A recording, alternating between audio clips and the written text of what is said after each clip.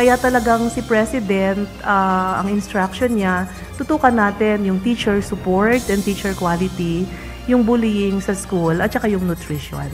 So it's more about what we can do moving forward so we can improve the performance of our students. Suporta sa guro, kalidad ng pagtuturo, nutrisyon ng mga estudyante at bullying. Ilan lamang ito sa nais ni Pangulong Ferdinand Marcos Jr. na tutukan ng Department of Education. Sa pulong sa Malacanang, ipinahayag ng Pangulo ang kanyang pagnanais na maitaas ang performance ng mga estudyante.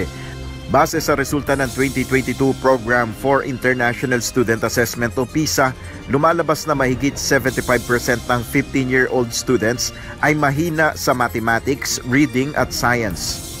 Ayon naman kay DepEd Undersecretary Michael Powa, patuloy naman ang kanilang training program upang maiangat ang kakayahan ng mga guro, lalo na sa paggamit ng teknolohiya. We'll really train all of our teachers kasi nga marami nang nagbago ng technology even in a span of a year. Marami nagbabago, like ngayon sabi nga natin meron na tayong AI, di ba? So that's something we are looking at. Seryoso ring usapin para sa DepEd ang bullying na ayon sa PISA ay nakakaapekto rin sa mga estudyante.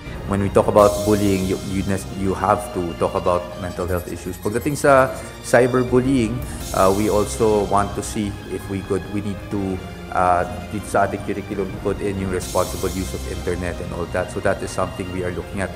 Tumaas naman sa 11.7 billion pesos ang budget para sa school-based feeding program na mapapalawig na ng buong taon. Inaasahan ng DepEd na kabilang ito sa magiging solusyon upang maging maayos ang nutrisyon ng mga kabataan. Ayon sa DepEd, mahalaga ang resulta ng PISA dahil tinetest nito ang kaalaman at kakayahan o skills ng isang estudyante at kung kaya niya itong gamitin sa totoong buhay.